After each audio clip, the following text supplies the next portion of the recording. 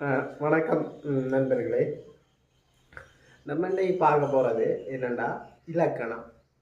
இந்த யூடியூப் சேனல்ற முக்கிய எய்ம் என்னென்னா இலக்கணத்தை இந்த யூடியூப் சேனலில் பார்க்குறாங்களுக்கு அந்த ஒரு தெளிவு ஒன்று கிடைக்கும் என்ற ஒரு நம்பிக்கையோட நான் இலக்கணத்தில் பேசிக்கில் இருந்து எப்படி இலக்கணத்தை பிடிச்சு கொள்கிறேன். இப்போ ஆரம்பத்திலிருந்து மாணவர்கள் சரி, இப்போ எக்ஸாம் ஃபேஸ் பண்ணுறாங்க சரி, அதை எப்படி ஈஸியாக இலக்கணத்தை கற்றுக்கொள்கிறதை பற்றி தான் நான் இப்போ படிப்பிக்க போகிறேன். சரியா? அந்த வகையில் நம்ம இன்றைக்கு பார்க்க போகிறது இலக்கணத்தில் பெயர்ச்சொல், வினைச்சொல்.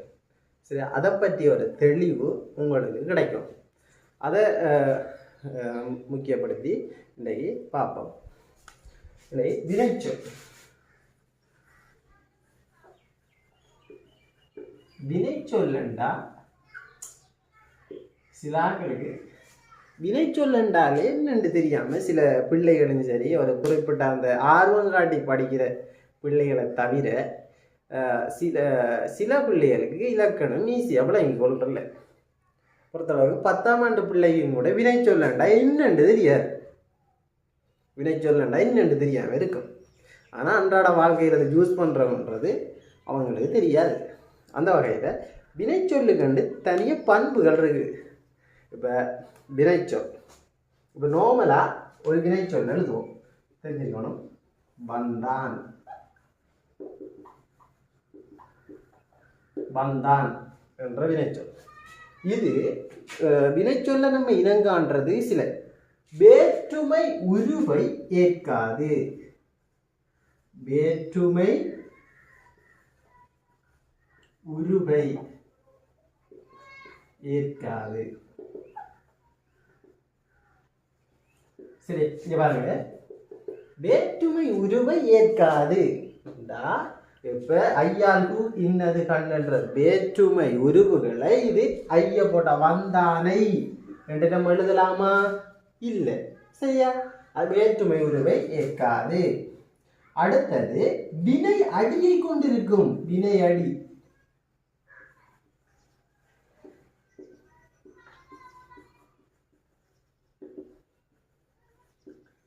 வினை அடியை கொண்டிருக்கும்.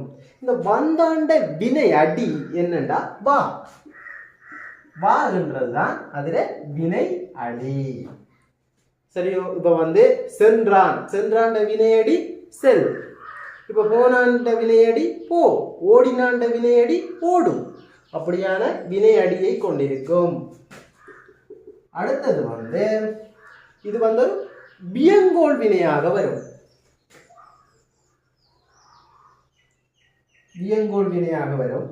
அடுத்தது ஏவுரு மாதிரியும் வரும். ஏவுருண்டா ஏவல். செய், செய்யுங்கள். அப்படி ஏதாவது ஏவுற மாதிரியும் வரும். வாங்கள் என்ற மாதிரி. சரியா? அப்படி. அடுத்தது முக்கியமான ஒரு உதாரணம் என்னென்றால் காலம் காட்டும். காலம் காட்டும். அந்த வகையில நம்ம இன்றைக்கு இந்த காலம் காட்டுது. இந்த வந்தான்ன்றது என்ன காலத்தை காட்டுது? என்ன காலத்தை காட்டுது? வந்தான் இறந்த காலம். இறந்த காலம். 3 காலத்தையும் வினை சொற்கள் காட்டும்.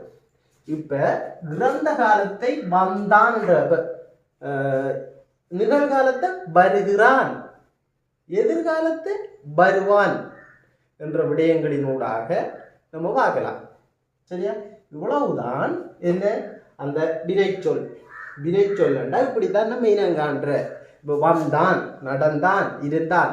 வினைச்சொல்ன்றது முதலாவது நம்ம அவதானிக்கக்கூடியது செயலை குறிக்கும். ஒரு செயலை, செயலை குறிக்கும்.